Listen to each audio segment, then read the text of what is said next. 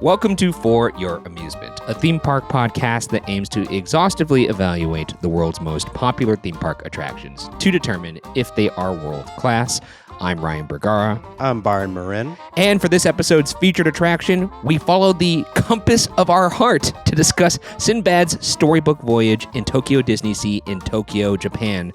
And joining us on our vessel is once again John Metzdorf, a.k.a. Gratuitous Theme Parks. Thank you for joining us once again on the pod, John. Welcome back, John. Anytime. What's up, FYA holes? I'm back. And if you guys don't recall, John was with us before to cover our pal Figment, everyone's favorite little annoying fart-blowing purple dragon. Yes. But we're not talking about him today. We are talking about our guy Sindbad.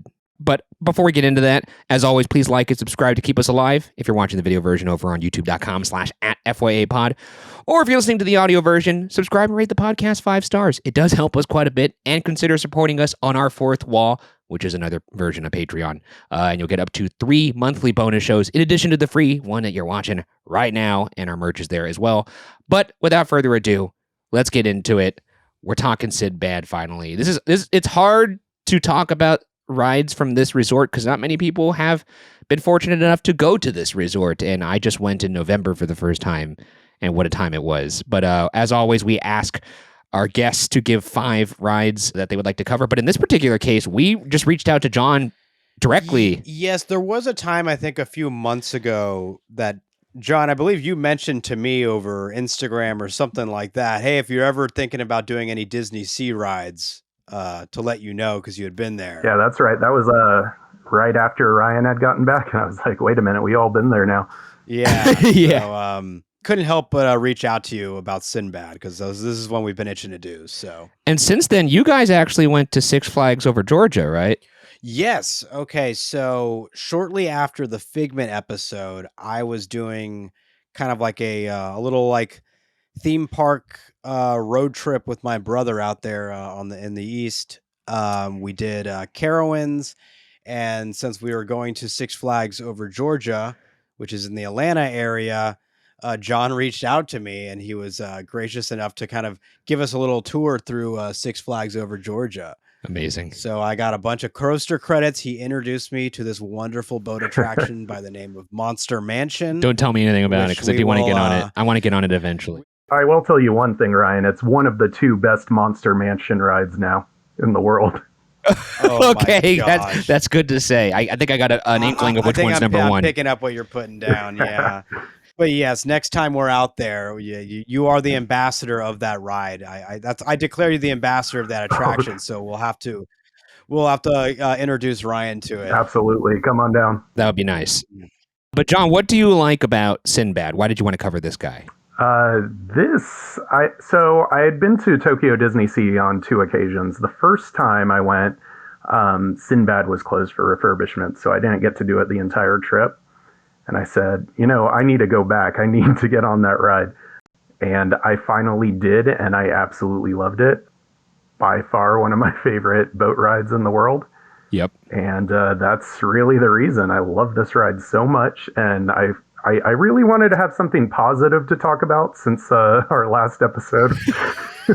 Not so much. That's true. We were all kind of just hanging on for dear life with Figment, bracing for what we knew was the impact that was coming. But Byron, I mean, when's the last time you got on this? I guess let's just jump into first impressions. What was your first impression of this ride, Byron? This would have been in summer of 2016. I was picking up my world backpacking trip again. And I believe it was actually with our friend Greg. We were over there in Tokyo, of course, and I was in Tokyo. I was definitely going to do Disney Sea. This was not on the priority list for attractions. Yeah. When I went to Disney Sea, like I had like an inkling of some of the main rides I was supposed to do. Obviously, I prioritized Journey to the Center of the Earth, their version of Tower of Terror. And so it wasn't until later in the day we were in the Arabian coast area, and it's July. So it's pretty hot. We're a little tired, and it's like, hey, you know what? Like, I think I've heard some people say that this boat ride's actually cool. Let's get in the AC and enjoy it, and see, there's no wait for this thing. Oh yeah. Never is. Let's check it out. And we were just shocked. Like the amount of animatronics, just the uplifting spirit of this ride. It truly is. I was just impressed. I thought it was immediately just like one of my favorite boat rides that I'd ever experienced. And and I've been on it a couple more times over the years. Well, I went twice in 2019, so I rode it each time there as well. Nice. And then you, first time 2024, right? That's right. 2024, at the time of this recording, about 6 months ago, I had actually been really studying up on like what route to take through the park. And a lot of the Reddit boards that I had come across, almost all of them were like, you can't miss Sindbad, but don't worry about it. You won't. Because you could get on this bad boy pretty easy. Unless you're John and you show up during a renovation. That's true. And you know what? The day that I arrived, I think was 2 days after it opened after renovation. Oh, wow. So, and I was like tracking that. I think I might have actually switched my date a couple days later so I could get that and also be there for the first day of post-renovation Journey to the Center of the Earth. I was at Disney Sea 1.5 days, one full day, and then I went by myself for a half day to get on Journey to the Center of the Earth when it reopened. And I got on Sindbad 4 times just because I loved it so much. Wow. That's like 40 minutes of time at least. It is. So the first, when I rope dropped, we went immediately over to Raging Spirits and then that section of the park. And then so we immediately popped that Indy and then Sindbad and then got on Sindbad one more time. And then at night, I went back by myself after my wife went to sleep and I got on Sindbad another time. And then the next day, when I went to go back on Journey to the Center of the Earth, I was like, you know what? I got to get on Sindbad one more time. Because like I was like, I don't know when the next time is that I'm going to be in, the Tokyo Disney Resort. And there's a lot to take in on this ride. There is so much to take in on this ride, but I just remember more than anything being blown away by the scale of the ride. I was expecting like a cute little boat ride, kind of like the scale of, say, a Monsters, Inc. in California Adventure, where it'd be very small, contained, and I was shocked to see the size of some of these showrooms. There's 7 showrooms, and almost all of them are huge, with the exception, I guess, the little tunnel before the genie room. But yeah, I was just really blown away, and I was humming this song the rest of the trip. It is a banger. It's a fucking banger. Alan Menken. Alan Menken. He's pretty good, I guess, huh? I guess so. Yeah. We just covered Aladdin, a musical spectacular, if this episode comes out after that one. And talked a lot about Menken in that one. But man, this ride, I'm gonna avoid getting into superlatives and all that stuff before we get into the fun facts and the good and the bad. But yeah, this is definitely one of the best boat rides, dark rides I've ever experienced. You'd be hard pressed to find someone who disagrees that has been on this. John, were you blown away the first time you got on this as well, or was it something that kind of grew over time? Oh no, absolutely blown away. To speak to that, the rooms aren't any bigger than It's a Small World. That makes sense. But the way they use scale and force perspective and everything is just incredible.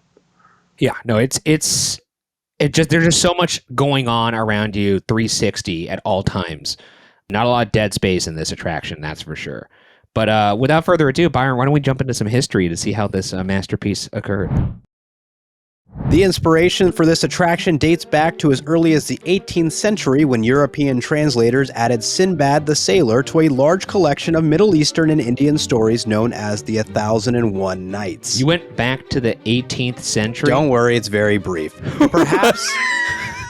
Perhaps taking much inspiration from other iconic works of literature such as the Odyssey, Sindbad's voyages are packed with mythological creatures and riches, whether they be in materials or wisdom along the way.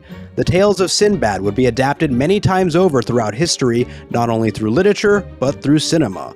One of the earliest examples of this was in 1935 with the animated short film Sindbad the Sailor, and because I will never hesitate to make a Disney connection, I will add that this animated short was produced and directed by UB Iwerks.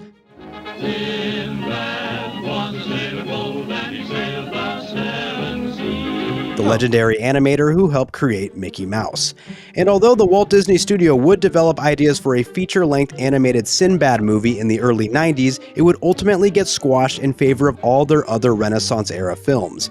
That being said, DreamWorks Animation would go on to release Sindbad, Legend of the Seven Seas about a decade later, and I'm sure that had nothing to do with Jeffrey Katzenberg leaving Disney in 1994 and going on to create DreamWorks. Well, he was already developing a Sinbad movie at Disney before he left. Yeah, and then he left and he was like, I'm taking Sinbad with me. Pretty much, yep.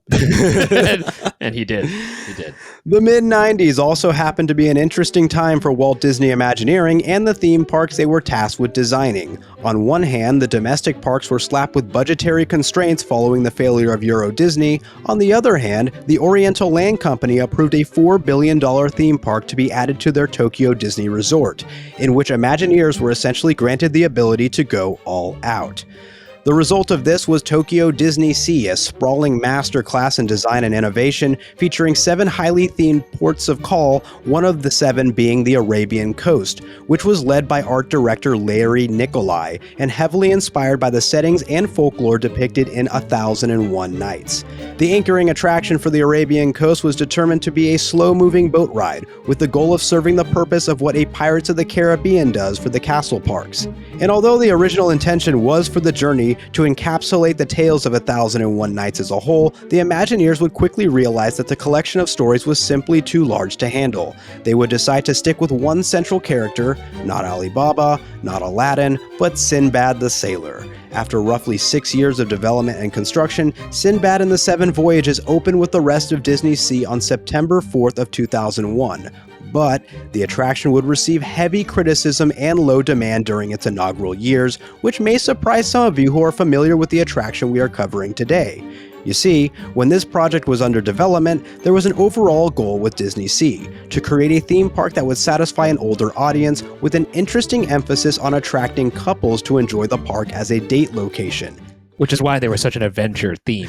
Like just the idea of adventure and exploring together. That's why these ports of call were like a big thing. Yeah, cultures. Yeah, this is almost like it was from the mind of Breck.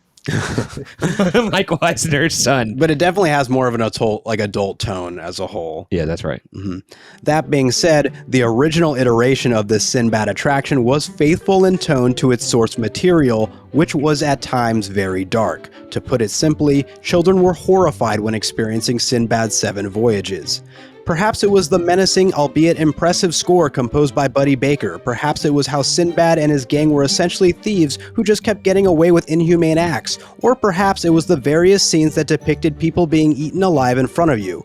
Or, if you were working for the Oriental Land Company at the time, perhaps it was the fact that Sindbad had a beard. And hey, perhaps it was all of these things, which were all removed and or updated.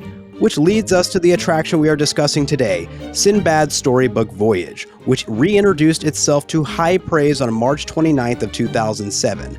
This reimagined boat ride came with a new heartwarming depiction of the titular character, the addition of an adorable sidekick named Shandu, and a new song composed by Alan Menken. And to this very day, Sinbad's Storybook Voyage sails on as one of Tokyo Disney Sea's most beloved attractions. Now, I have to say, and I'm curious, chime off in the comments if you're similar to me. Like I said, got on this ride for the first time a mere 6 months ago, but I had no idea that this ride was honestly, a very different version of this ride before. I didn't realize there was a reimagining in 2007. I guess how would I?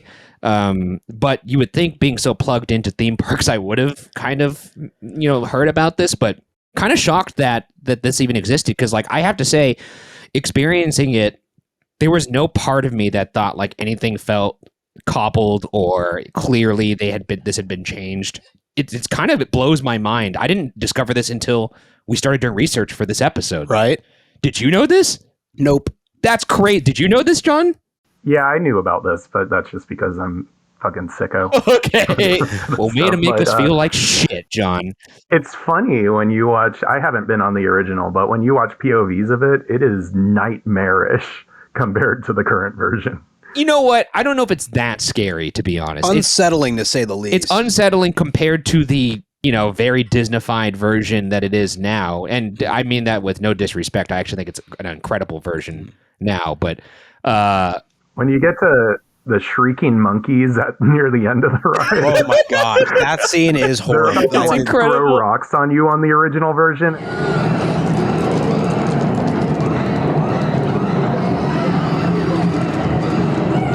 Why are these monkeys so pissed off with us? And the new one, everyone's just vibing with Sinbad. It's nuts. it's pretty funny. Yeah, Sinbad's a very different character. Like in the original version, like him and his like all the, like the pirates and like thieves and stuff that you see him like defeating Yeah, in the new version are essentially his goons they pretty much are. in the original version, and they're basically just stealing stuff and like getting away from these creatures as opposed to him like rescuing them or No, basically Sinbad in the original version is like all the thuggies from Indiana Jones and the Temple of Doom. It's just them going around fucking shit up.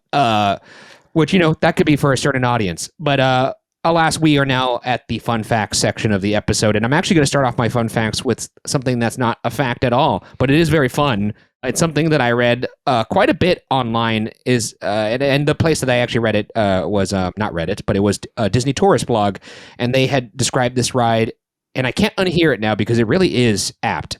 They described this ride as a cross between Pirates of the Caribbean and Small World, and it really is that.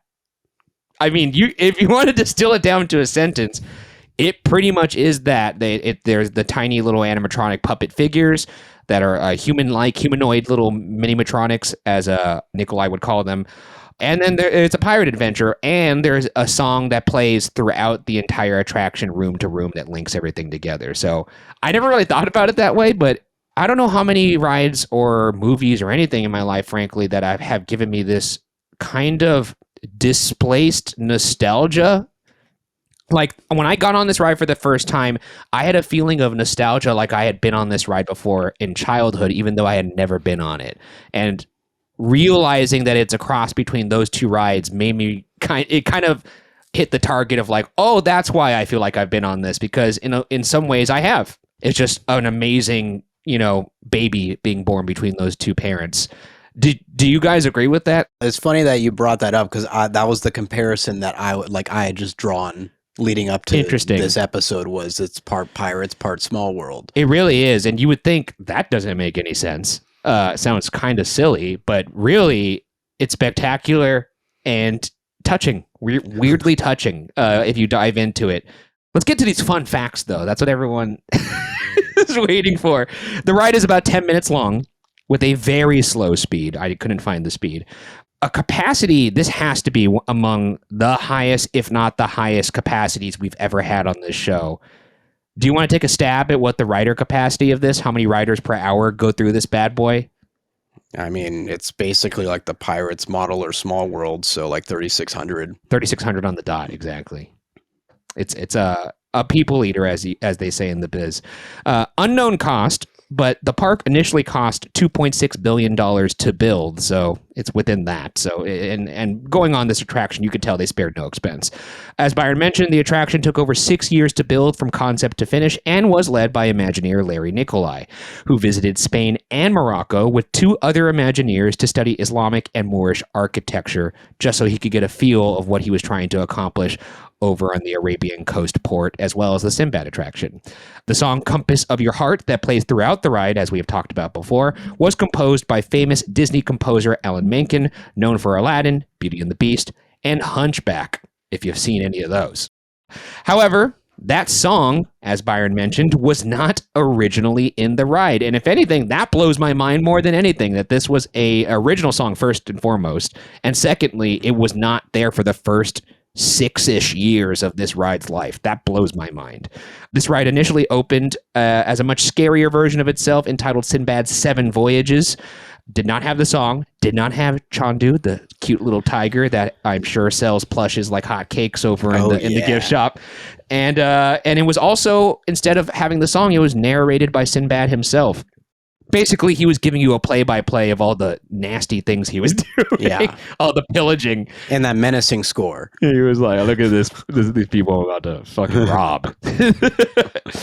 But as Byron also mentioned, complaints caused this ride to be changed in 2007 into the joyous journey that it is today by adding both in the song by Alan Menken and the Little Tiger, as well as slightly modifying the lighting and tone of all the scenes pretty much. And sadly, Larry Nicolai was taken off the project when the reimagining occurred because the OLC, the Oriental Land Company, wanted a fresh start. Here are some of the key differences in the ride. If you're looking how is this ride actually different than what it used to be? And some of them make sense, and some of them are just flat out funny. The first one, and the funniest by far, Sindbad used to have facial hair. He used to have basically a goatee. But according to Larry Nicolai, quote, one prominent OLC exec didn't like Sinbad's beard, end quote. And therefore the beard was taken away because that makes him a good guy. You know, this was around the time, too, when Disney as a company, I know OLC is not technically part of Disney. They're licensing the Disney brand. But Disney as a whole, I forget what year they loosened up on no tattoos and no beards on cast members. But for a long time, they did not allow any of those. Yeah, you could have a beard. It just had to be well kept. Which is so weird because that's subject to the person right? who's like if you're like manager, your cast member manager, like your shift manager is like, didn't have time to trim today, huh? Like if I'm looking at your beard right now, Byron, for those of you who are watching the video version, would my beard fly? Yeah, I think mine's more stubble. John, I'm getting fired on the spot. I'm getting axed. I will add, when I worked there during my college program in 2007, it was no beards at all. It was, whoa. You could have a mustache, but that was it. How big of a mustache? Oh, probably like, Walt size. Well, it's funny because mustaches, they're really the only facial hair that it has to be specifically kind of in the middle range. Because too big, you look like somebody who should be tying up a damsel on a railroad track. Too small, you look like you might be cosplaying as somebody from World War II. So I guess it's kind of everything is all relative here. But needless to say, they made Sinbad break out the Manscaped. We're not sponsored by them, but they made him trim the beard, and therefore he was a good guy. The villainous pirates that you see in the current version today, those guys all used to be Sinbad's pals, and they were helping him do mayhem. They are now pirates, and Sinbad is protecting all of the, I guess, people from the various show scenes from these pirates. That's another funny thing, too, is they added black clothes to them to, I guess, signify that they're bad guys. They basically look like Indiana Jones villains. Yeah. So, kind of paint by the numbers there. I don't know if it's the most culturally sensitive treatment of that, but whatever. That's what they did. The original score of this earlier version of the attraction was composed by famed Disney composer Buddy Baker, and it's reported that this is actually really funny. The execs did not like his original score because it was too pensive and dark and moody, and Baker apparently said that one of his inspirations for the score was the scores of Bernard Herrmann, who, if you don't know who Bernard Herrmann is, his most famous score is for the Alfred Hitchcock horror movie Psycho. So you could see how maybe if he's like, I want to do that for like a Disney ride. Now, it doesn't sound like the staccato strings of Psycho, but...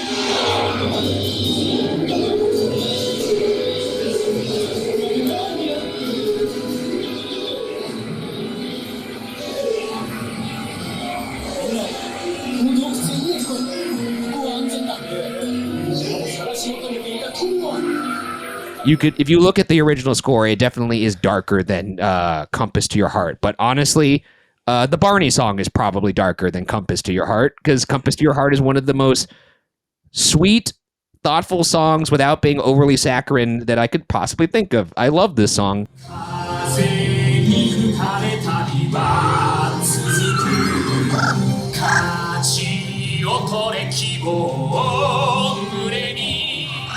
But you can still hear the original score in the area of the Arabian coast. It still plays there. So it still lives on in a way. They're like, we won't scare them in the ride. We'll scare them outside the ride and make everyone feel uneasy as they're, digging into some fucking churros or whatever the hell they sell on the Arabian coast. Yeah. And at least Buddy Baker does still have at least one score that still exists on a ride at Disney Sea. Can you guys guess which one it was? Or which one it is? Is it Journey to the Center of the Earth? I'm just guessing. Buddy Baker composed Journey to the Center of the Earth. Amazing. And that ride is scary too. Quite. Short, but scary. Mm-hmm. We don't have to go into that right now. You know what? I'm just going to air out this hot take right now. Fuck it. Right in the middle of the fun facts.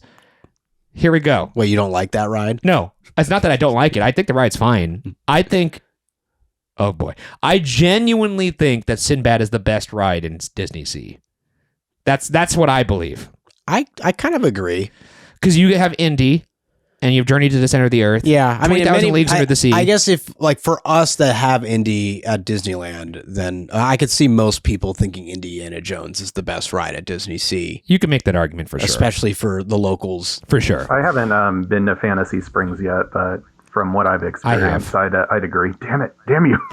Yeah, it's definitely better than Tangled. It's definitely better than Peter Pan by a mile. Mm-hmm. Frozen's tough. It's definitely not. Oh my God, Frozen isn't as advanced. No, this is not as advanced as Frozen, but I do think this is a better ride overall. What about the Pixie Buggies? John, let's be serious. I'm for a big second, timeless okay? choo-choo train guy. I mean, that's not even on this earth anymore. That's been dead and buried for over a decade. So damn shame. But damn shame, Rip Heimlich. But anyways, moving on with some more key differences. Basically, another thing that was different about this ride is every scene, there was something that was trying to kill you. Because, like, when you think about it, the giant catches Sinbad and his crew trying to steal from them. So the giant then grabs some of the crew members by their ankles like a child.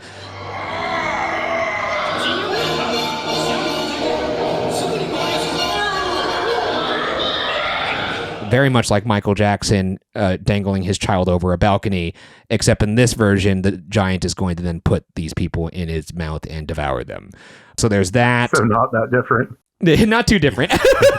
There's the sirens, which are the mermaids. They are trying to lead you to your doom with a very creepy ass song.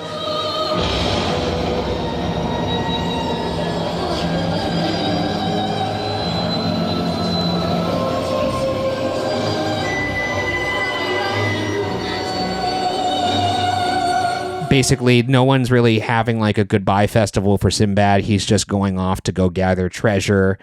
Now they're all singing for him, like, have fun in your journey, make friends. Before it was like, get rich.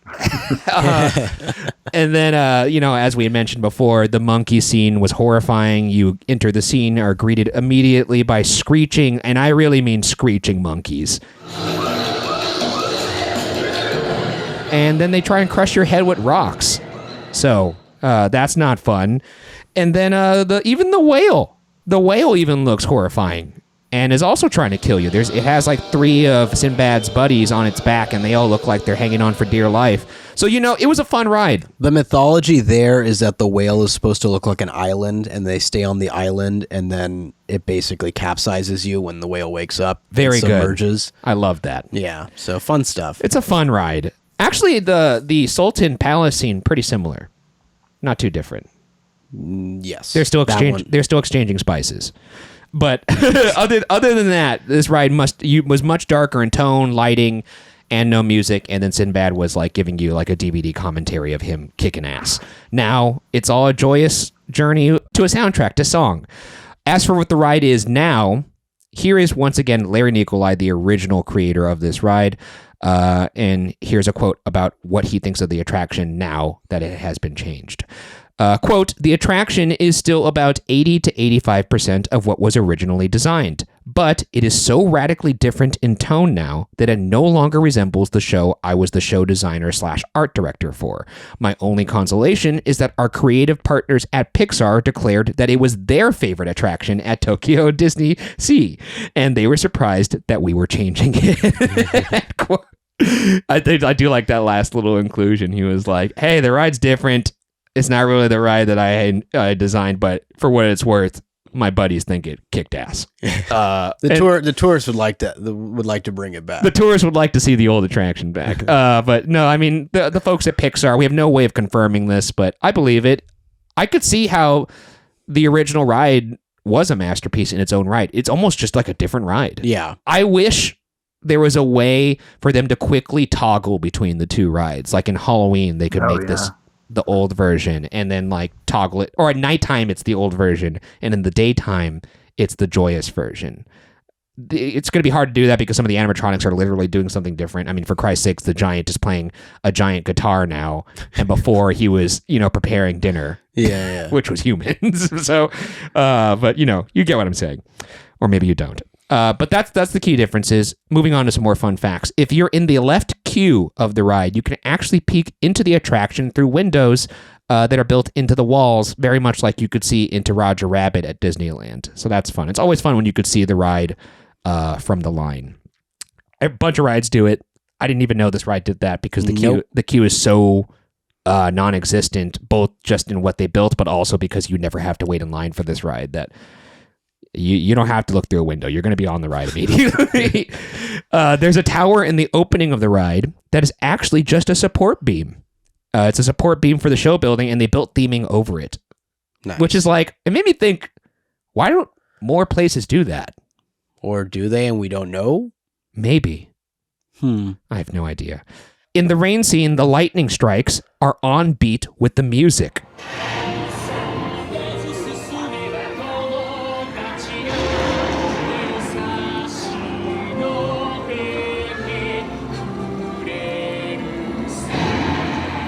And the bad guy whacking the egg on the Rock Island, which is the rock, or that's the name of those birds.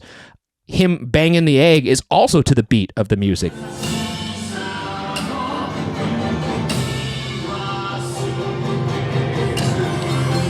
If you watch POVs of this video, just pay attention to the actual sound of him hitting the egg and the actual sound of the lightning, or the thunder, I should say, all on beat to the music, basically just contributing to the fact that this is a Storybook Voyage, a musical journey.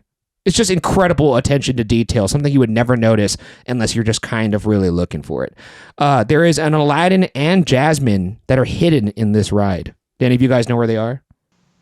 I didn't see them. Maybe it's got to be the room with the Sultan, right? No. Damn. It's in the first scene of the ride, the opening village scene. They're on a map. I actually couldn't find a picture though, so maybe this is just a fun fact. If anybody is by Tokyo Disney Sea Resort, please send us a picture of this map. And if you get hungry along the way, follow the compass of your appetite by getting your hands on some delicious chef-prepared gourmet meals by Factor. After all, there couldn't be a better time to do so. Summer is here. There's more sun, more light, more time to do all the things that make summer so special. And the number one thing you don't want to be doing all summer? Spending hours cooking inside. That's where Factor comes in. Factor's chef-crafted, dietitian-approved meals are ready in just 2 minutes, taking the hassle out of eating well. Factor meals arrive fresh and ready to eat, perfect for any active lifestyle over summer and beyond. With 45 weekly menu options, you can pick gourmet meals that fit your summer gains and goals. Choose from options like Calorie Smart, Protein Plus, which by the way is my personal favorite, Keto, and more. Factor powers your day, sun up to sundown, with nutritious breakfasts, on-the-go lunches, premium dinners, and guilt-free snacks and desserts. Factor has your whole day covered. Enjoy more this summer. Get Factor if you want all the flavor and none of the fuss. Get started at factormeals.com/FYA50off and use code FYA50off to get 50% off plus free shipping on your first box. That's code FYA50off at factormeals.com/FYA50off for 50% off plus free shipping. Factormeals.com/FYA50off. Trivia time. How many animatronics are there in this ride? And I'll give you a hint. It's a big one. This has more animatronics in this ride than any other Disney ride on the planet. Oh, damn. So knowing that, let's get your guesses. How many animatronics are in this ride? And I'm talking all animatronics. Like the people, those little funny sheep. God, I should have looked more into this. I mean, it's a small world. No, this is good. It's got more than It's a Small World. That's surprising. It does. Is it over 150? Yes. 250 is my guess. Byron. Let's go 175. It looks like Byron's closer. It is 163 animatronics in this ride, which is bananas. Especially when you consider that every single one of these animatronics is so fluid. You would think they're A1000s. I don't know how they pulled this off. They're so good. The belly dancers are ridiculous. Dude, the belly dancer at the beginning is ridiculous. All of them are ridiculous. The folks who have the little crystal ball. They look incredible. They look like the Kylo Ren animatronic. I just don't understand how they pulled this off.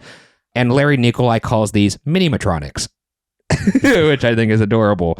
Even in the opening scene, I counted, I went through several POVs to try and count how many are in just that opening scene. It's about 35, which is more than most rides. That's like almost 10 times more than Indiana Jones, which I believe only has like 4 or 5 or something like that.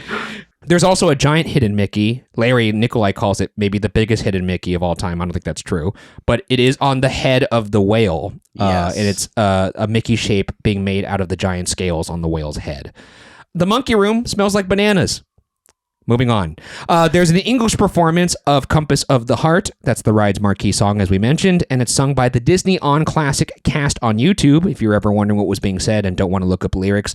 Also, there's a video on YouTube of Alan Menken himself performing the song, and I recommend watching the Disney On Classic version more, just because, how do I say this without disrespect? Alan Menken's needs a little more theatrical... Let's just say he's a really good songwriter. Yes, he is. You got Did you watch the performance? I have before, and I realized, because I thought about putting it in the episode or like playing it.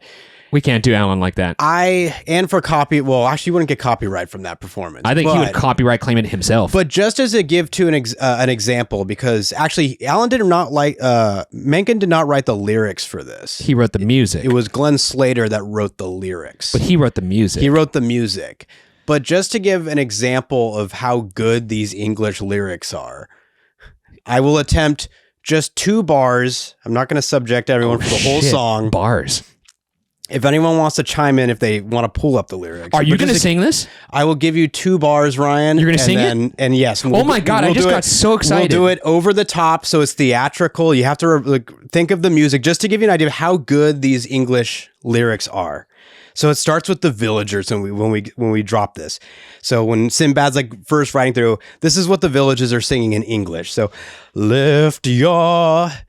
Wait. It goes like this. Wait, I have a pop-up ad. Damn these lyrics. Lift your sail to the heavens and fly on the breeze. Steer straight toward the horizon and seek brand new seas. Life's awaiting you out there, and if you sail true, you may find a priceless treasure out there too. And then Sindbad drops in. Tides may turn you and toss you, and storms may arise.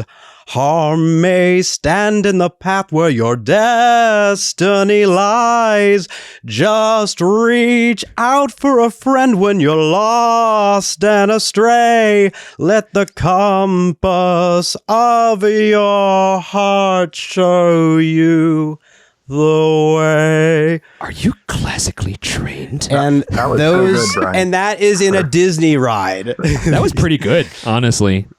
I didn't realize we were going to have a panty dropper in the middle of the episode. And no shit, these lyrics go on for many more. No, it's ridiculous. I'm going to have some text analysis later in my goods because these lyrics are beautiful. But yeah, that was quite good, man. Sing the rest and pay wallet. I'm quitting. No, kidding. No. Yeah, we're gonna cut that bit out. It's gonna be only no, definitely not. You got to cut to a clip of Simon Cowell after that, but a Simon Cowell where he's genuine and is that was very, very good. I don't know if I'm quite there. I don't think I'm quite there for Simon.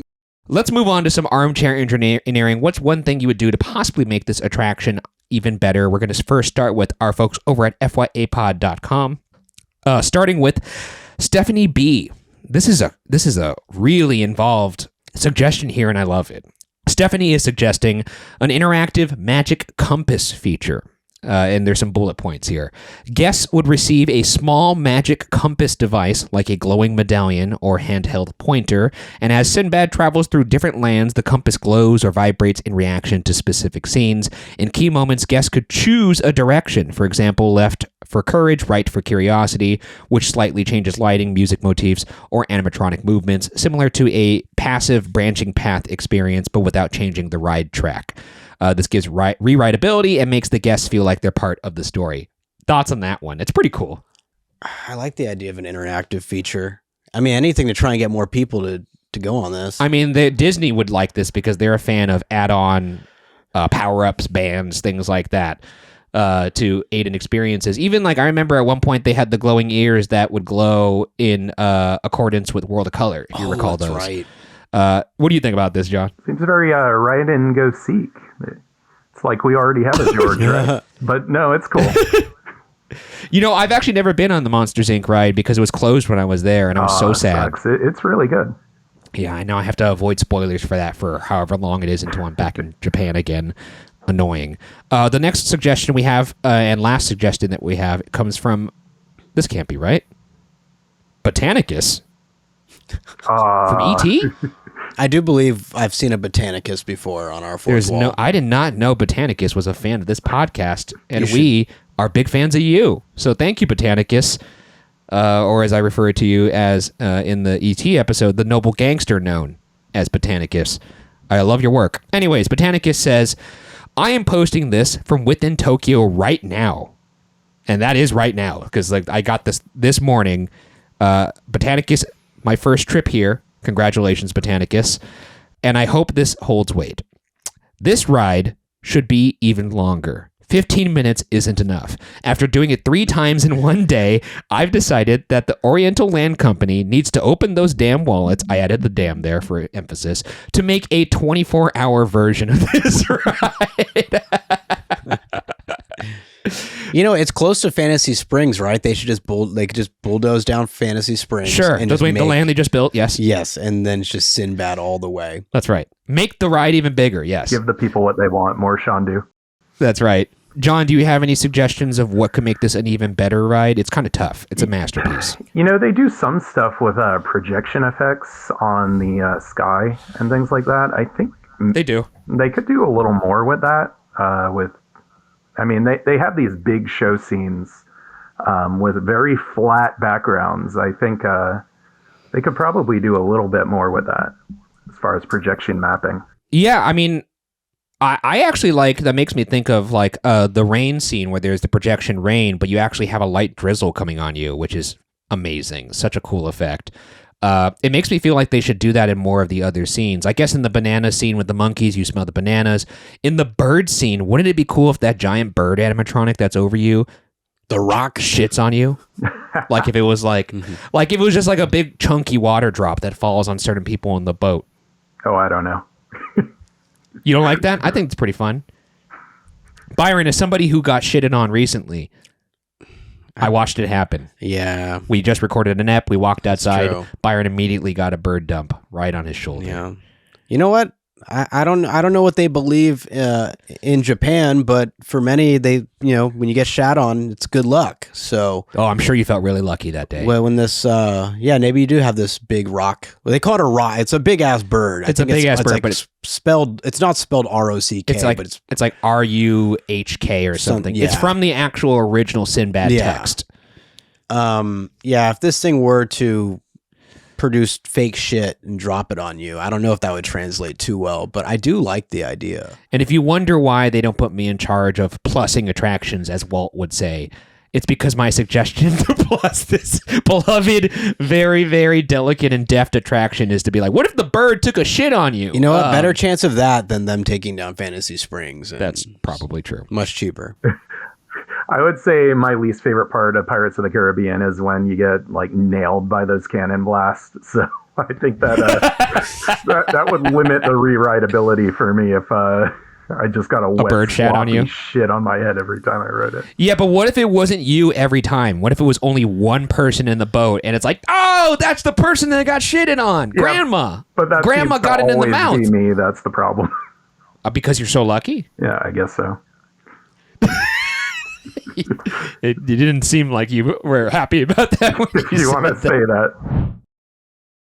Anyways, let's move on to 5 goods and however many bads. What are 5 good things about this ride, and what are some bad things about this ride? I'm going to name 5 goods, but you guys can fill in the rest, so I'm not just blabbing the entire time. First good I wrote, the scale and the life of every scene, particularly the beginning, which, well, like I mentioned before, about 35 animatronics. It feels like a real village. I'm trying to think of other rides that make me feel like I'm actually in a real place with life and other, people who have individual lives. Each animatronic has its own individual life. Pirates of the Caribbean comes to mind, but really, I don't think I've ever seen anything like this first room that you see in this ride. You look around everywhere, there is an animatronic and it's doing something that is in its own little mini storyline. Like you see like the shepherd with its sheep. The sheep are very cute. You have like the belly dancers and the people watching it. You have an old man doing like a shadow puppet show for children. You have these other guys with the crystal ball being like, hey, some shit's going to go down earlier or later in this journey. But like everybody has their own little story. And it really does feel like a real life village. What are your guys' thoughts on this opening scene? It's no matter where you look, there's some like it needs rewrites. There's like a moment in that opening scene where there's some sort of like silhouetted kind of like maybe the shadow puppet thing going on. Yeah. And then you turn the corner. If you actually look backwards, you'll see a full-on animatronic of the woman doing the whole show. Exactly. That's fucking insane. Lesser rides would just do the shadow like trick with like a Kevin McAllister or like the Michael Jordan on a train. Your boat's already passing it. Why would you have to? And no, they like everywhere you look. It's literally for the 360 equivalent of painting under the banister. Yeah. No, how many people are going to be like Byron and turn their head to be like, I wonder if there's actually an animatronic back there making those shadows? They put not only an animatronic there, but a payoff too. But one that is legitimately good, like a really good fluid animatronic that has a full skin and everything. It's bizarre how much they gave a shit in this ride. I love it. It's crazy. Yeah. John, what was your first thoughts when you got into this room? Yeah, there's definitely like a Haunted Mansion kind of vibes, graveyard scene vibes. Yeah. Or definitely Pirates of the Caribbean. Every character in this scene is like some kind of visual gag.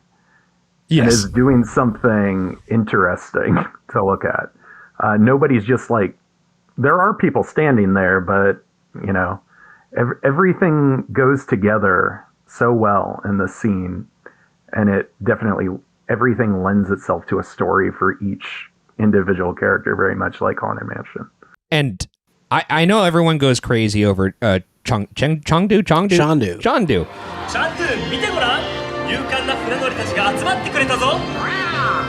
But I love these sheep. These sheep are adorable. They're very fluffy. They're very small.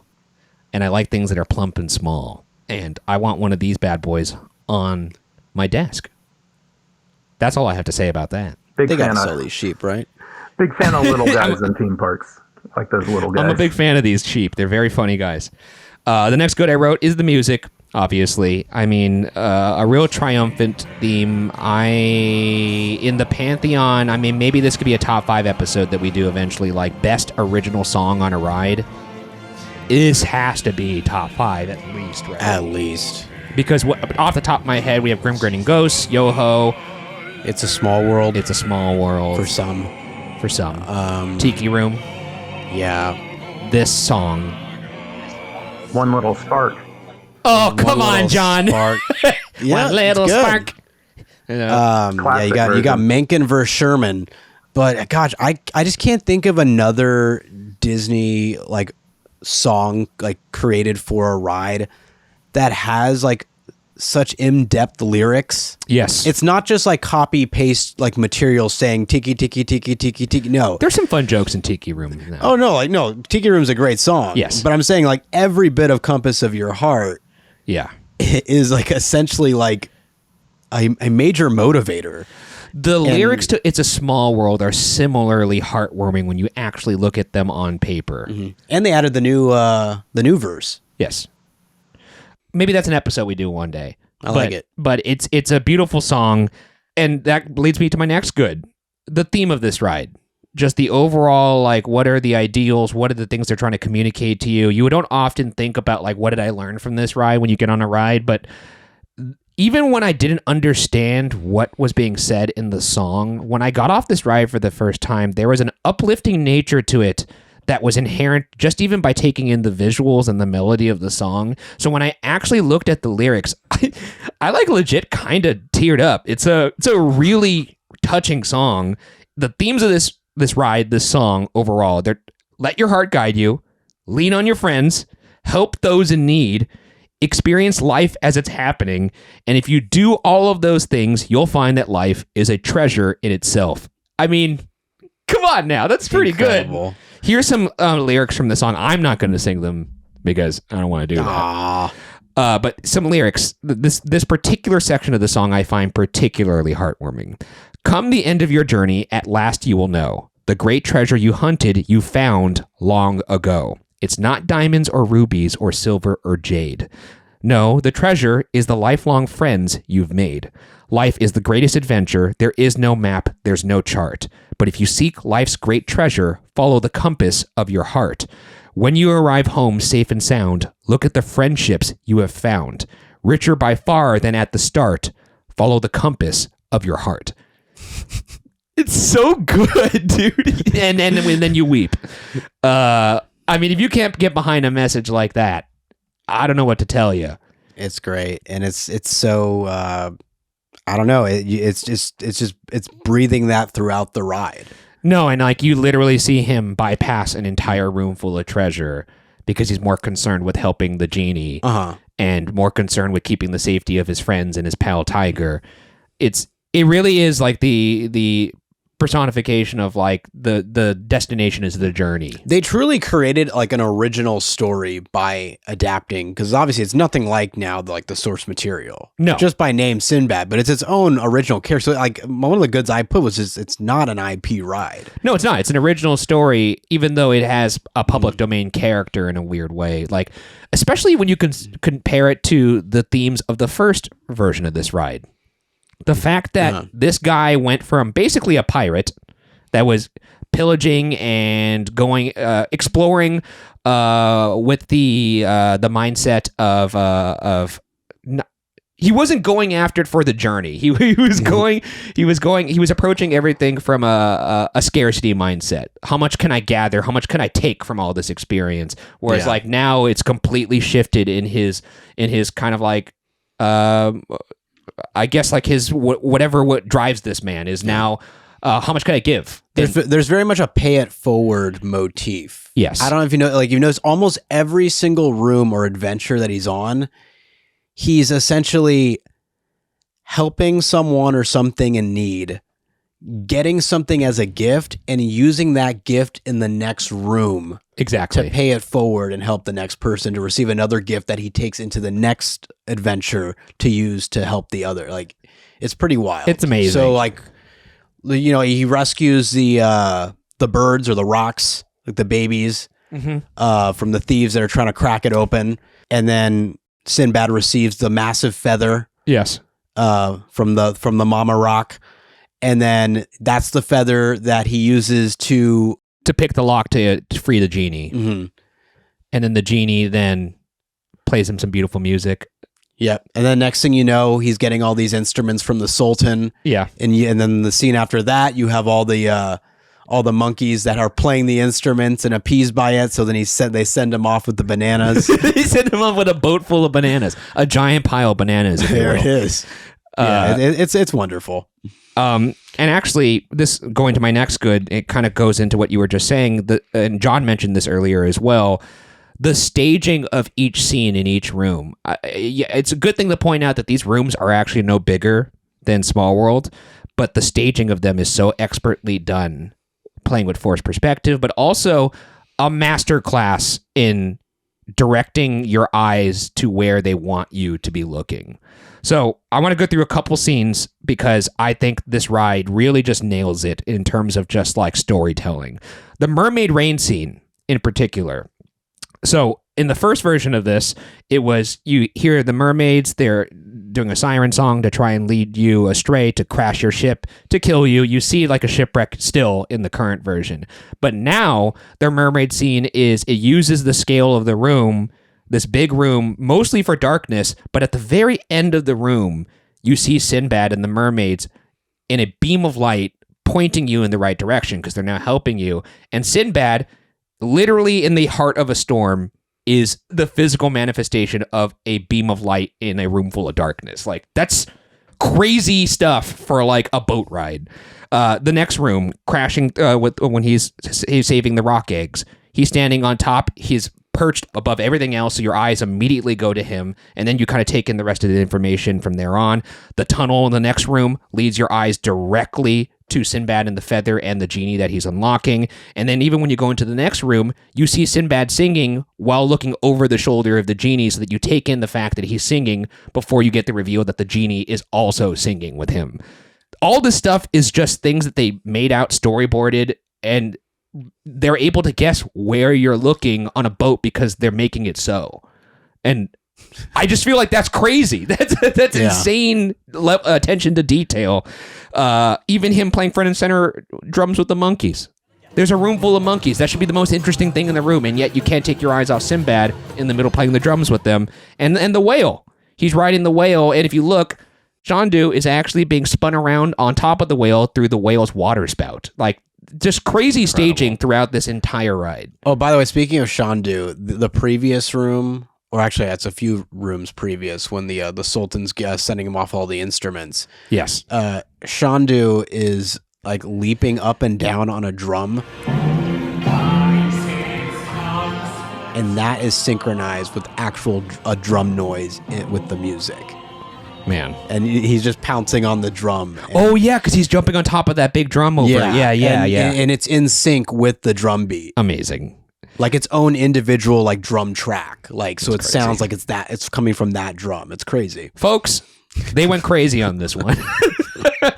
and then on my last good that I wrote is I love the giant animatronics in this. It's fucking insane. It's such a funny juxtaposition to have tiny little puppet people and then have these massive animatronics like the giant bird that flies over your head, which may or may not be taking a poop on you in the future, the genie, and of course the big ass whale. All of which, by the way, were terrifying in their original incarnations. The bird still has the guy in the talons, though. Yeah, but now you're happy that he's... because he's a bad guy. He's so a it's bad all guy. good. He was trying to make scrambled eggs. Yeah. So those are my goods. John, do you have anything about this ride that you want to highlight? You know, I was at Tokyo in the middle of winter, and Okay. you know anything about being on Tokyo Bay in the middle of winter? It's not a very pleasant Is it freezing? experience. It's so cold. But the length of this ride, specifically how long it is, was a lifesaver. And being able to just like hop off the line, hop off the ride, and get in the line again, and get back on the ride. You have any more goods, Byron, before we move to bads? I'll say a big good is there's not many attractions in this park that don't make you feel like the Zach Galifianakis meme in The Hangover when he has all those like equations going when he's at the blackjack He was table. at the blackjack table, yeah. Yeah.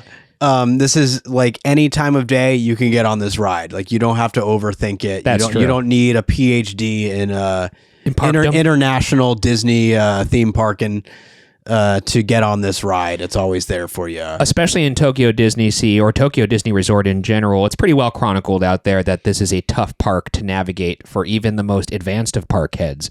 So a ride that no matter what is a walk on. Like we did an episode of the show of top 5 Disneyland overlooked attractions, basically attractions you could get on no matter how busy the park is. And if this was in our park, like a ride, I could get on this no matter what every single time. And it's like, Space Mountain, 60 minutes. I guess I'll have to go hop on Sindbad and be taken on a beautiful journey and cry. That sounds great. It's a good deal. That's a good deal. Good deal for a good show every single time because the upkeep on these rides is immaculate. Yep. Moving on then to bads if we don't have any more goods. I'm going to be honest. I hate to say this. I really could not think of many bads for this. It's tough. I saw some folks online complaining that you could see the ceiling. Look, come on now. What ride can you not? You could see that in Small World. You could see that in Pirates. Like, it's pretty well hidden either way. The queue is pretty lackluster, but they don't need it because you're never waiting. I mean, it is just switchbacks and posters. Yeah. I mean, it's also... I don't know, like the textures of the walls and everything is amazing. That's true. Like, it's a well-made switchback chamber. Yeah. Yeah. It doesn't need the cues. It's kind of like everything that you do see looks authentic and beautiful. That's and fair. It's I guess it does depict the journey, and you see the map of all the stuff you're going to go to, but you're whizzing by that. Yes. So yeah, I'm kind of conflicted with that because it's not like giving you any crazy pre-shows or whatever, but like it looks nice, it sounds great, and you never have to stand in it. So, I mean, other than that, I really can't think of anything bad about this ride. Even the Reed theme. This might be one of the few rides I've seen that got a reimagining, and nobody was like, the original was better, they nerfed it. You know, like that's always what you see. Even something as terrifying as Snow White's Scary Adventures, there's people that are like, that was the better version of the ride, it's scary. And you can still see why they think that. Mm-hmm. For the most part, everybody is like in agreement, which is hard to do on the internet, of like, good Reed theme. They made it better. That's crazy. Yeah. Maybe it's just because it's so touching. John, do you have any nitpicks with this ride? No, keep it going. It's perfect. I love it. Keep up the good work. Except for put that doo-doo in there. It's really hard to poke holes in this one. No, it is. It is. I mean, if I wanted to be super nitpicky, I think like the giant to me is like visually a big climactic moment where it's kind of like it's in the middle. There's so much more ride after that. Yeah. Where I don't feel like the scenes that follow that up until, he returns or Sinbad returns with all the gifts, it doesn't seem like it quite hits the heights of that scene with the giant. If I was to be super nitpicky, that might be a bad, but maybe a nitpick there is like, of the instruments you could have a giant play, the guitar is the least funny one. Well, it's not a guitar, right? It's like sitar, right? Is it a sitar? Oh, sitar. I think that's what it is. It's far funnier to imagine him playing like a giant horn. That would have like a massive like horn that's just blowing straight at the boat, or like a big ass drum. But that's neither here nor there. They probably made the right call. All of my improvements make the ride worse. They're not improvements. They understood the assignment. Though they certainly did. Let's move on to the world-class test then. Once again, this is the crown jewel of the podcast, the grand finale. This is a rubric of 10 tests, painstakingly devised by Byron and myself to determine if an attraction is world-class. To receive the highly coveted world-class pass, the attraction must pass 7 out of 10 tests, and a score of 6 out of 10 leaves the attraction up for debate for world-class pass standing. Anything lower than 6 out of 10 is an automatic fail. I do not think we're going to have to worry about that, but let's go either way because the rubric never lies. It's an objective lens to look at. Let's do that due diligence. Test number 1, the average tourist test. Let's see how this one goes. Does the experience of this ride justify the average wait time? Oh, would you guys like to take a guess at the average wait time? I'm going to go 10 minutes, and I would be shocked if it wasn't 5. I'm going to say 15 just because I know how Tokyo Disney can get sometimes. It's 5. Damn, bro. According to ThrillData.com, it is 5 minutes. Well, you have to remember, even when this ride opened, it was an opening day attraction, but it wasn't popular. Correct. Man, is this the first ride we've ever covered that's 5 minutes average wait time? Perhaps. I think it has to. Well, could somebody help us in the comments if unless you count like a Carousel of Progress or something, or a show where you could basically walk in. But even those, I think, had higher posted average wait times. I think so too. Which is crazy because I think this is one of the most near perfect attractions we've ever covered on this show. Yeah. And it's a 5-minute wait time. Now, if these boats were the size of, say, Navi River Journeys, and the capacity Don't for this mention this was ride Navi in the River same Journeys, sentence as that well, ride, no, Byron. I'm just saying that if these had the Navi River, like if the boat system was Navi River Journeys, this would not be a 5-minute average wait. It's just the capacity is so damn good on these. I was filled with rage. Much like Small World and Pirates. Yeah. I guess the point I'm bringing up is why the fuck did a 2017 boat ride based on Pandora not have the throughput of like half what this is. It's bonkers. If they took Sinbad, the entire ride, and just plucked out Navi River Journey and put Sinbad there instead, it would make no sense thematically, but I would be so happy. Like, I think everyone would unanimously be like, this is a win, I think. It makes no sense that Sinbad's in Pandora, but you can't deny this ride kicks ass. It'd be like a 3-minute version of it, right? No, just the full ride. I mean, I guess I don't know how much backstage space they have back there. But you have to take out Flight of Passage or something. It's fine. Okay, well, let's not go that crazy. But I was thinking just put it in the footprint, paint them blue, call it a day. Moving on. That's a pass, right? I think we all agree that's a pass. Moving on to test number 2, the smartphone test. Does the queue of this ride have enough to keep you off of your phone? Not literally, but does the queue offer enough immersion to keep you entertained? This is tough because the queue does not have a lot to it. No. What it does have, I mean, it does great with what it's like. It's appeasing. It's just there's really not any like particular things in the queue where you're like, oh wow, like. Yeah. Okay, let's examine this through the prism of other Fantasyland dark ride attractions that have a similar wait time queue kind of setup. We failed Toad, if I'm not mistaken. Mr. Toad? Did we fail Toad? Most of the time you're waiting in Toad, you're outside. There's like only a couple minutes that you're inside. And that has a much higher average wait time, so you are waiting in that. Peter Pan, I believe we failed it. Yeah. Any of the Fantasyland. I mean, this is more similar to those queue setups than, say, anything next door to it, like Indy or even Raging Spirits for that matter. Man, this is tough because there really is not a lot to the queue. Like I said, it's switchbacks and posters. Yeah, they're pretty. You got the peepholes. You do have the peepholes. That I've never actually seen with my own eyes. Probably a better way to say it, but there is the peepholes. John, you had mentioned that we have to fail this. You got to fail this if you failed Toad. Toad has at least more kinetic energy. Oh, I mean, there are the windows, though, John, that you could look through if you're on a particular side of the queue. Sure, but you can see the cars going in and out. You got a little Mr. Toad statue to look at. You got the garden. In the spirit of, like, did they put effort into this queue? I mean, in some ways, yes. They didn't reinvent the wheel. They didn't think of any crazy new stuff. But just like the rest of Disney Sea, everything is just really, really well crafted. They're good-looking switchbacks. I'll say that. Yeah, and you're not waiting. The craft is good. You're not waiting really longer than 5 minutes. You're not waiting. Yeah, you're walking through this thing. So it's kind of. I could imagine if you were waiting in this, you would be pissed. A little bit, honestly. A little bit. Like, imagine, okay, let's try and be fair here. Let's be objective. Let's say you were waiting 30 minutes in this queue. Kind of miserable, I would imagine. Yeah. Right? Yeah, no, I wouldn't. I mean, it would be very run-of-the-mill. Let's just put it that way. I'm going to have to fail it. I'm going to fail it. I'm good with that, too. I'm good with failing it. I will take a moment to give it props. I think the facade when you enter, though, we never brought that up in the goods, but it's pretty nice. It's pretty good. Fits into the Arabian Coast vibe. Yeah.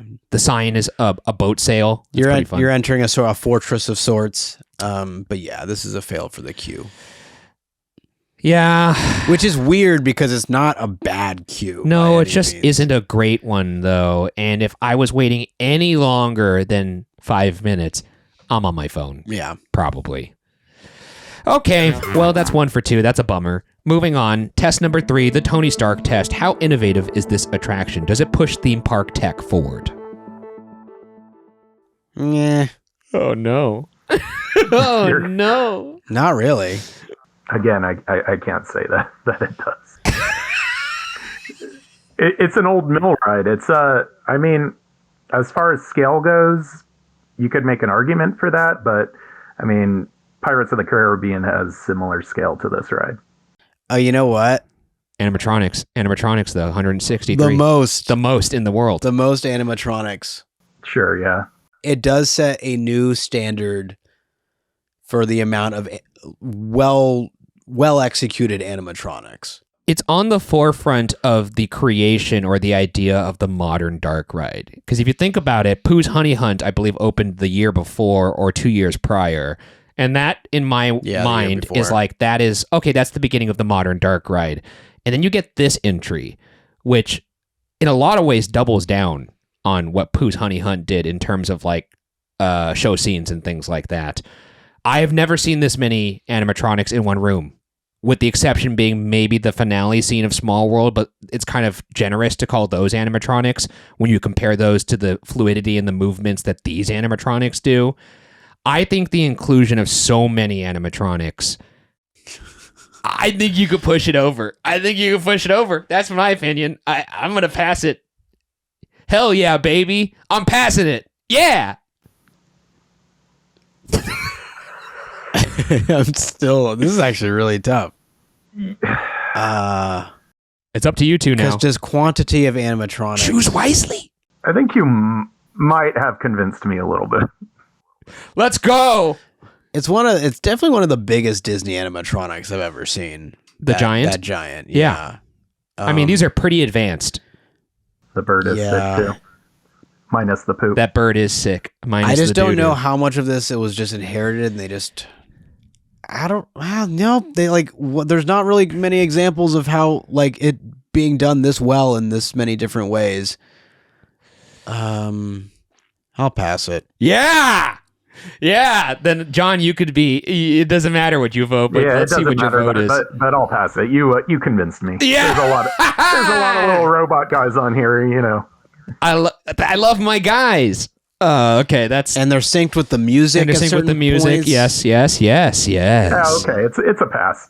That's 2 for 3. If you don't like it, we could take it to court. World class kangaroo court, by the way, which is over on FYApod.com, where we audit these verdicts. If you're interested. Test number 4, the Hollywood test. Could the story or world presented in the attraction be a feature-length movie? 1,000% yes. Maybe among the stronger passes I've had for this test. I would watch the hell out of this movie. This is a definite pass for me. They even took the source material and like totally changed the character and his motives and turned it into its own new story that I would most like. I've ever since I went on this ride, I've wanted there to be some sort of like musical or some adaptation of this. Yes, done by Disney. No, it's honestly one of the strongest, maybe the strongest pass I think we've given. I think my wife actually asked me after we got off the ride, is that based on a movie? Because it was so developed and drawn out and like, you know, full of life that it had to be. And I was like, I think that's an original idea. And she was shocked. So pass for me, pass for Byron. John, what you got here? Just for posterity's sake. Definitely passing it. And just imagine the restraint it took to not make this an Aladdin ride. Oh my God. It's kind of crazy they didn't, honestly. They gave him a carousel, I guess.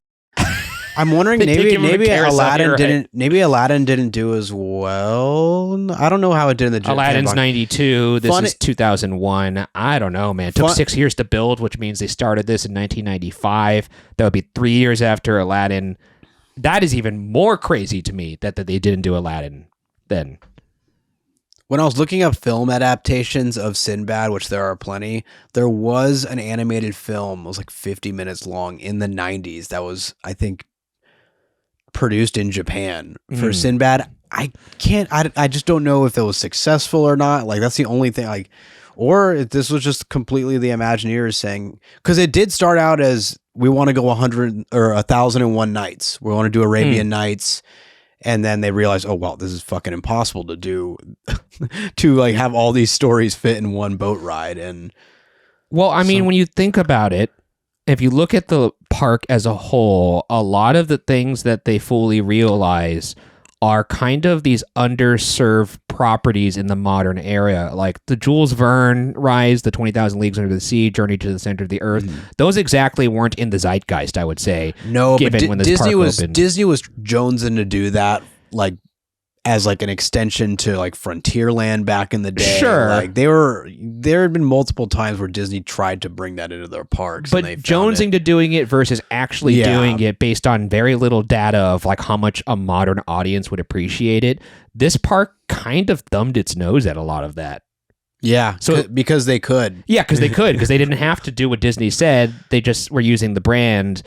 and they were putting their foot in the bill. So maybe, and I think the Imagineers were like, oh, we could finally, we don't need like a green light because it doesn't have enough relevance here. No, we could get this stuff approved over here. But I have to say, as a thought exercise, if this same creative team with the same amount of budget threw all of their might at an Aladdin ride like this, it would be pretty nuts, I bet. It'd be pretty cool. I don't think it'd be better than this. But no, it's really funny because at this same exact time, there was another Imagineering team working on California Adventure. Yeah. And they did get Aladdin a couple of years after that. They did. As a show. Same level of quality over there in California for sure. Of course. So this is a pass.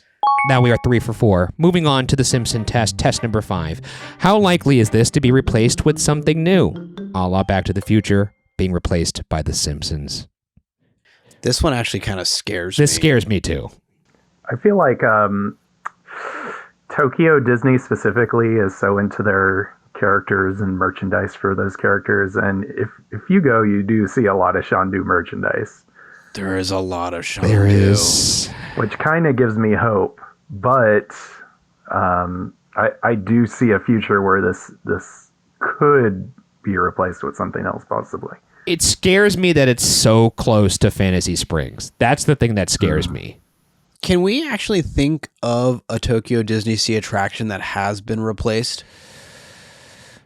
I guess they used to have that Storm whatever ride that got replaced by Finding Nemo. Yeah. Which I got to go on the same original ride system, but yeah. Oh, no way. That's awesome. Yeah. It's fine. Okay, here's one argument I'll make.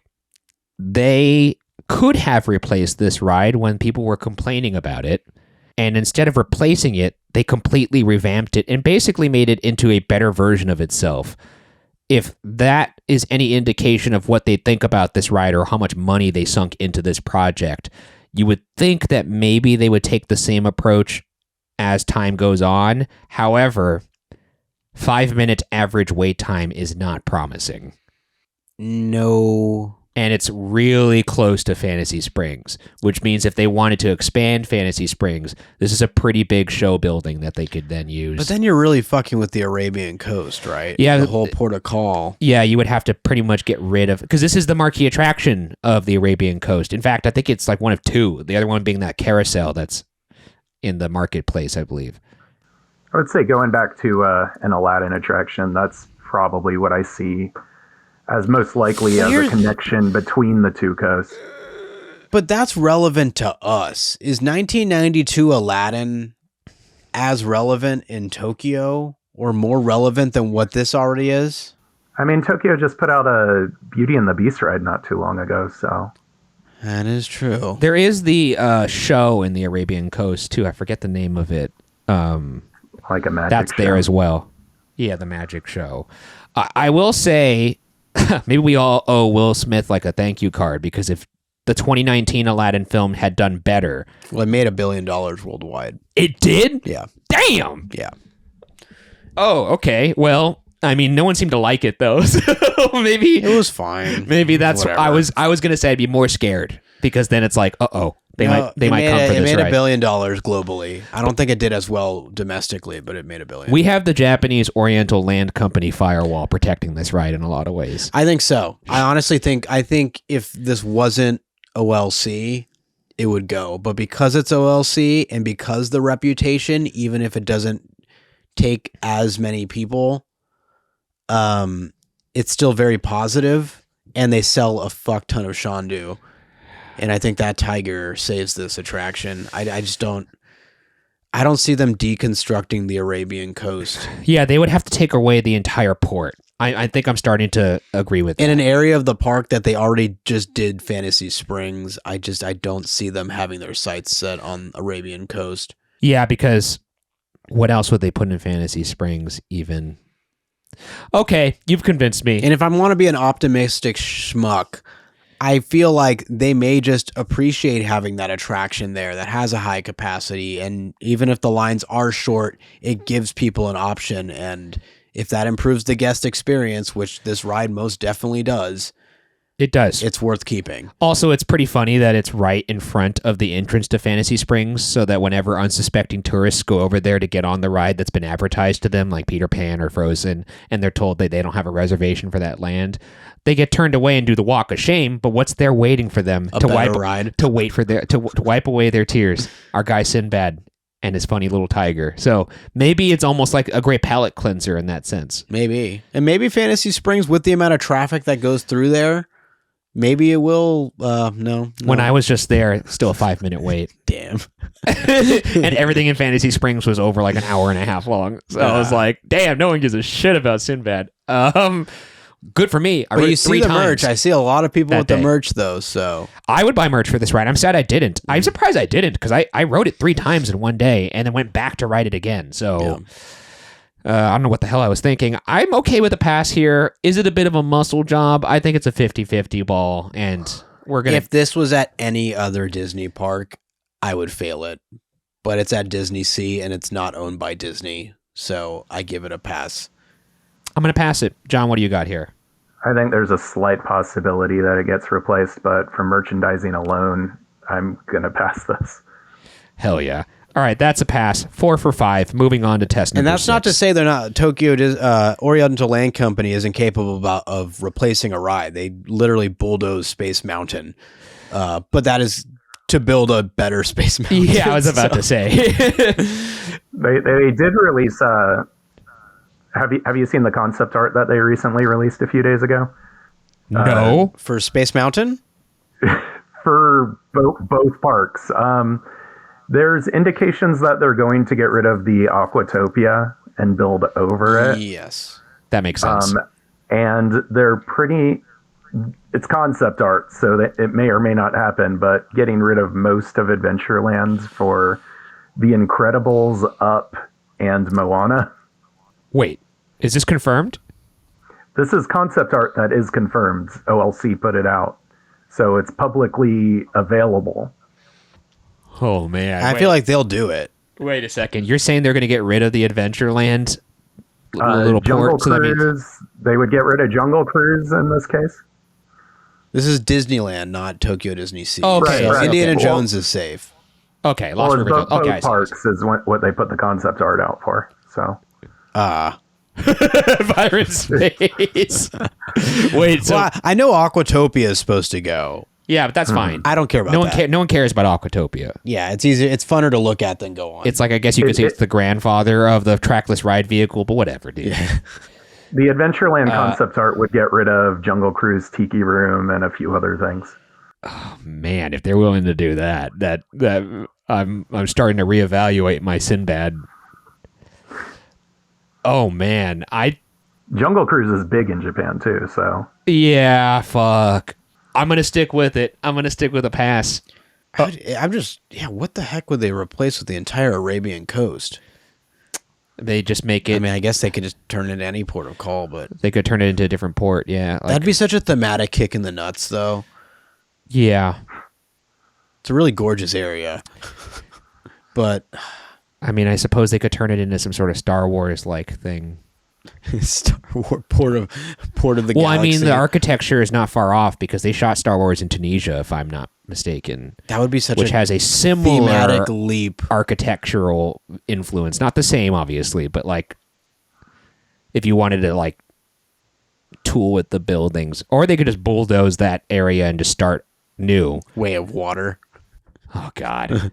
Whatever, dude. I'm passing it. I'm a pass. It's Just because I'm more towards it surviving than it not surviving. fair enough. Test number 6, the sleeper cell test. Is there a sound or soundtrack on this ride that, if heard outside the park, would immediately activate you like the Manchurian Candidate or the Winter Soldier and place you on this ride? Yeah, I mean, like, this is pretty clearly a pass because it's one of the greatest original songs ever put on a ride, so... And you could only hear it on this ride. Yeah. I hear the song, I'm immediately looking at my little guy. No beard. No beard. My beardless friend. That's a pass for me. yeah, I'm looking at Shandu eating those bananas at the end. That's right. He loves them bananas. Byron, I'm guessing this is a pass for you as well. Oh, yeah, 100%. Okay, moving on. 5 for 6. We're doing great, guys. Test number 7, the premature detraculation test. Does this ride finish too soon, or is it a good length? Some rides last too long. Unless you're going with with our guy Botanicus from Armchair Engineering, this ride is a perfect length. I mean, I guess I could use a little bit more ride, but that's just because I love the ride. 10 minutes is great. I think it's over 10 minutes, honestly. Yeah, I saw some places going like a little bit over, but like around 12. Either way, that's a lot of ride. Yeah, and if the average wait time's 5, that's a 2-to-1 wait. Or That's 2-to-1 ride to wait ratio. That's almost like OG Pirates of the Caribbean ride time. That's like a living with the land ride to wait. Pirates at Disneyland is like 14. Yeah. Okay. And then Pirates at Disney World, I think, is shorter. Yeah, but those lines are 5-minute average wait time. No. The only thing I could think of that comes close to this average wait time, a great ride to wait ratio, is living with the land. Yeah, and the entire duration of this ride, there's no dead space or quiet areas or nothing of that. It's just packed to the gills with just visual splendor in life. So I think this is clearly a pass. Pass. All right, moving on. That's 6 for 7. We're already in debate land. Test number 8 is the run it back test. Is there enough in the experience offered to warrant multiple rerides? Do you have enough bounce after this ride to ride it again? Well, if you're going to go by my experience, I rode it 3 times in one day. Now, granted, it was my first and only time I've ever been to Disney Sea, so I had that at the back of my mind, and this was the one that I wanted to reride the most. I'm a freak, though, so I don't know if that's a good metric, but I definitely think there is more than enough in this ride to warrant multiple re-rides. That first room alone, you're going to catch new details every single time you ride it, no matter how many times. And it's a pretty great. I mean, John, you had mentioned that you rewrote it just for like the pleasantness of the show building itself. So, well, that among other things. Yes, I have a yes. I have a pass on this one. John, what do you got? Yeah, definitely a pass. And I will say that when I went to Tokyo Disney Sea, everything was a walk-on. And wow. I still did this ride 4 times in one day. Oh, shit. Okay, you got me beat. I have not done it multiple times in one day. I have done it multiple times in one trip. That's fair. I think that counts. And no, I could see a world like most rides of this type. I don't think I could give the pass to, but once again, this thing has so much going on that you're not going to get it in one go. Do you have bounce in your step though after you leave? You know what? Yes, this thing. Know what? Yes, this thing fills your heart. And I will also add, because I didn't bring it up in the good, that there's a plaque when you walk out of this ride and encapsulates what you're talking about with a lot of those lyrics. A plaque that says, "Goodbye, fellow sailors. Your friendship is a treasure." That's so cute. I love it. It's so good. I don't know. This ride makes you want to be a better person, appreciate your friends, pay things forward. It fills your heart. And yeah, dude, compass of your heart. Like, what the hell? Like, a bounce for sure. I think it's a pass. I think this is a hearty bounce. That's a pass then. That's 7 out of 8. Then we're already at a world-class attraction to nobody's surprise. Congratulations to Sindbad. Let's see how high we can get this baby to fly. Test number 9, the exit through the gift shop test. Would you, in theory, pick up merch for this ride? Would you purchase merch as you exit through the gift shop? Does this ride inspire you to sport your love for it? And that doesn't mean like, of the merch that's offered, would you buy it? Like, which I would buy. I would buy the merch offered. Most places don't actually have great merch, but it's the idea of like, do you like this ride enough to put it on your chest? Yeah, I definitely wish I bought some merch. I spent Me a too. lot of money at the Tower of Terror gift shop. But, oh my God, I'm sure. Yeah, if I didn't spend so much over there, definitely. This is a pass for me. I wish I had bought merch. I don't know why. The thing is, it was a new theme park for me, and let me defend myself here a little bit. It's a new theme park, and I was so anxious about getting all of my attractions in that I didn't have much time to look through merch anywhere, so I didn't buy any merch other than this hat, which I bought outside of Indiana Jones, which is a Tokyo Disneyland hat. But you know, I wish I had. I clearly I had enough time to get on this ride 3 times. So I guess I don't know why. Maybe one less time. Look at the gift shop. Whatever. Spiritually, it passes for me. Byron, you got to pass. It's a pass. John, you got to pass. Yeah. All right, hell yeah. We're at 8 for 9. Let's see if we can get this to 9 out of 10. The fine wine test. Oh boy. Has this ride aged well? Has your opinion of the attraction appreciated or depreciated since your first experience? Or if it's a new ride, do you believe it will age well? Well, folks, this ride literally did get better. Like, quite literally, 6 years after it opened. Yep. And you got that OLC upkeep. Yep. I don't know how this ride hasn't aged well in anybody's mind. I mean, every time I think about it, I want to get on it. I'm sad I can't get on it right now. It works for all ages because it hits on so many different levels. Yeah, I don't know. What about you, John? What do you got here?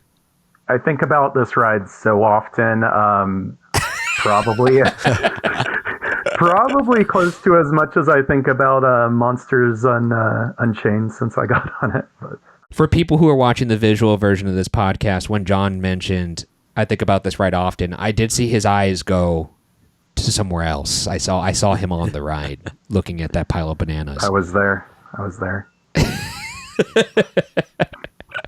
No, I think this ride is aged perfectly. It's 1000% a pass for me. Big time. Man, a 90%. That's 9 for 10, folks. 9 out of 10 for Sinbad's Storybook Voyage, formerly known as Sinbad's 7 voyages or something like that. That was the original. Yeah. Amazing. This is one of my favorite rides I've ever been on. I really mean that. I wish it was. I'm glad it's only in Japan because it makes it special whenever I'm lucky enough to get back there. It's a little pricey. Because it's world class. Would you say it's the juiciest of exclusives? It is one of the juiciest exclusives. I'd say gotta say. It's the juicy exclusive there that gets me to want to get back in those gates and dig my chompers into that juicy peach. I can't wait. I can't wait to get back. It's a fantastic ride, and I treasure it deeply. And it let me know the treasure that I'm seeking is in fact in this room, the friendship. Aww. I wasn't thinking about you two, but I was thinking about my dog. And no, I'm just kidding. No, it's the truth. Man, it's just a beautiful ride. And if you're willing to follow the compass of your heart over to Tokyo, the exchange rate's really good right now. So I wish I went when the exchange rate was this good. It was really good. Because it is a bona fide world class attraction. A bona fide banger. And that's I think that does it. Yeah, that does it for this episode of For Your Amusement. John, do you got anything that you want to plug before we head out of here? Yeah, follow me on Instagram, TikTok, Facebook's the one that pays me, weirdly. Nice. But yeah, follow me on all socials and interact with my stuff. Yeah, John makes incredibly funny theme park memes, so follow him on all his socials to be constantly fed that. But again, thank you for joining us on the pod again, John. Appreciate your time and appreciate you wanting to talk about this brilliant ride. Anytime, guys. If you guys are watching, make sure to like, leave a comment, subscribe to the channel, or if you're listening, please rate the podcast 5 stars and subscribe as well. And once again, consider supporting us on our fourth wall over at fyapod.com.